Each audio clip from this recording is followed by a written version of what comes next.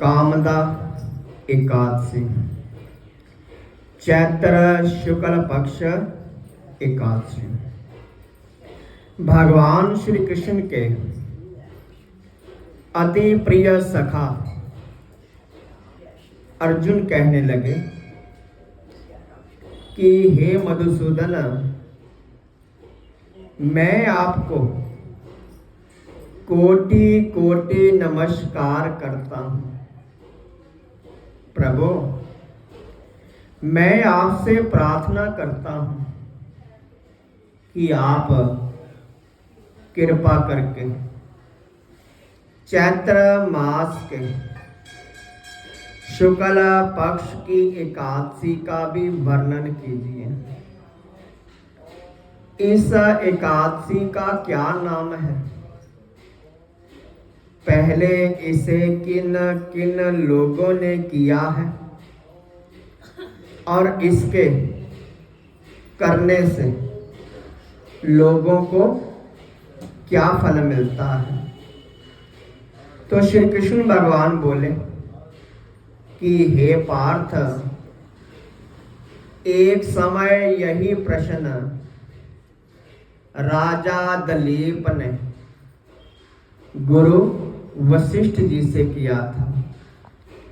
वही संवाद मैं तुम्हें सुनाता हूं कि राजा दलीप ने अपने गुरु वशिष्ठ जी से पूछा कि हे गुरुदेव, चैत्र मास के शुक्ल पक्ष की एकादशी का क्या नाम है? उसमें किस देवता की पूजा की जाती है? उसकी विधि क्या है?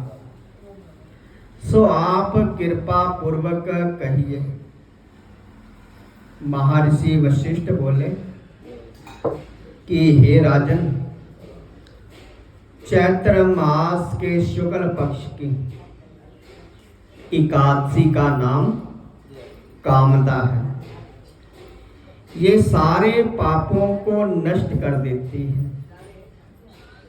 जैसे अग्नि सूखी लकड़ी को जला करके राख कर देती है, वैसे ही कामदा एकादशी के पुण्य के प्रभाव से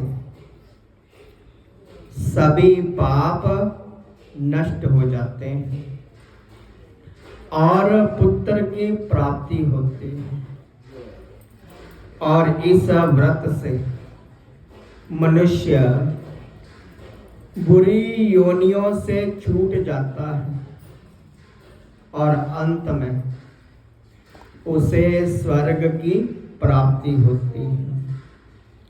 अब मैं इसका महात्म्य कहता हूँ, ध्यान पूर्वक सुनो। कि प्राचीन काल में भोगीपुर नामक एक नगर था, जिसमें पुंडरिक नाम का राजा राज्य करता था। राजा पुंडरिक अनेक ऐश्वर्यों से युक्त था। उसके राज्य में अनेक अप्सरा, गंधर्व, किन्नर निवास करते थे। उसी जगह ललिता और ललिता नाम के गायन विद्या में निपुण गंधर्व स्त्री पुरुष अत्यंत वैभवशाली घर में निवास करते थे। उन दोनों में इतना प्रेम था कि वे अलग हो जाने की कल्पना मात्र से व्याकुल हो उठते थे। एक समय राजा पुंडरिक गंधर्वों सहित सभा में शोभायमान थे। वहां अन्य गंधर्वों के साथ ललित भी गायन कर रहा था। उस समय उसकी पत्नी वहां उपस्थित नहीं थी। गाते गाते उसका ख्याल आ जाता, जिसके कारण वह अशुद्ध गाना गाने लगा। नागराज करकोटक ने राजा पुंडरीक से उसकी शिकायत की। इस पर राजा पुंडरीक को अत्यंत क्रोध आया। उन्होंने ललित को श्राप दे दिया कि अरे दुष्ट, तुम मेरे सामने गाता हुआ भी अपनी पत्नी का स्मरण कर रहा है। इससे तुम नरभक्षी राक्षस बन करके अपने कर्मों के फल को भोग। राजा पुंडरीक के श्राप से ललित गंधर्व उसी समय एक विकराल राक्षस हो गया। उसका मुख भयानक हो गया, मुख से अग्नि निकलने लगी। इस प्रकार राक्षस हो जाने पर अनेक दुख भोगने लगा। जब ललिता को अपने पति का ऐसा हाल मालूम हुआ तो बड़ी दुखी हुई और अपने पति के उद्धार के लिए विचार करने लगी कि मैं कहाँ जाऊं, क्या करूं, कैसे अपने पति को इस नरक तुल्य कष्ट से छुटकारा दिलाऊं। वो राक्षस घोर वनों में रहते हुए अनेक प्रकार के पाप करने लगा और उसकी पत्नी भी उसे देख करके विलाप करती। एक दिन वो अपने पति को ढूंढते ढूंढते विंध्याचल पर्वत पर चली गई। उस स्थान पर उसने श्रृंगी ऋषि का आश्रम देखा। शीघ्र उस आश्रम में गई और ऋषि के सन्मुख जा करके दांडवत प्रणाम करके विनय भाव से प्रार्थना करने लगी। कहने लगी कि हे मुनि, मैं गंधर्व की कन्या ललिता हूँ। मेरे पति राजा पुंडरीक के श्राप से एक भयानक राक्षस हो गया है। उससे मुझको महान दुख हो रहा है। अपने पति के दुख का कारण मैं ही हूँ, इसलिए मैं दुखी हूँ। कृपा करके आप उसे राक्षस योनि से छूटने का कोई श्रेष्ठ उपाय बताएं।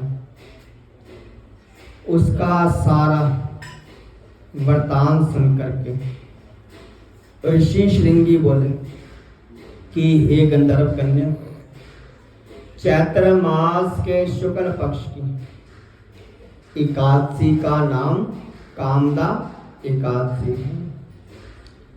उसके व्रत करने से मनुष्य के समस्त कार्य सिद्ध हो जाते हैं। इसलिए तू इस व्रत को कर और इसके पुण्य को अपने पति को दोगी तो शीघ्र ही राक्षस योनि से छूट जाएगा और राजा का श्राप भी शांत हो जाएगा। मुनि के ऐसे वचनों को सुन करके ललिता ने आनंद पूर्वक व्रत किया। द्वादशी के दिन ब्राह्मणों के सामने अपने व्रत का फल अपने पति को दे दिया और भगवान से प्रार्थना करने लगी कि हे प्रभु, मैंने जो यह व्रत किया है उसका फल मेरे पति देव को मिले, जिससे उसकी राक्षस योनि शीघ्र छूट जाए। एकादशी का फल देते हैं। उसका पति राक्षस योनि से छूट गया और अपने पुराने स्वरूप को प्रकट हुआ। वो अनेक सुंदर वस्त्र आभूषणों से अलंकृत होकर के ललिता के सामने आया, तो कामदा एकादशी के प्रभाव से वो पहले की भांति सुंदर हो गया और मरणोपरांत दोनों पुष्पक विमान में बैठ करके स्वर्ग लोक को चले गए। हे पार्थ, इस व्रत को विधि पूर्वक करने से समस्त पाप नष्ट हो जाते हैं। इसके व्रत से मनुष्य ब्रह्म हत्या आदि के पाप, राक्षस आदि की योनि से छूट जाते हैं। संसार में इससे महान दूसरा कोई व्रत नहीं है। जो भी मनुष्य इस कथा का महात्म्य को सुनता है, पाठ करता है, उसे अनंत फल प्राप्त होते हैं। उसकी सारी मनोकामनाएं पूर्ण हो जाती हैं। बोलिए श्री विष्णु महाराज की जय। कथा विराम हो।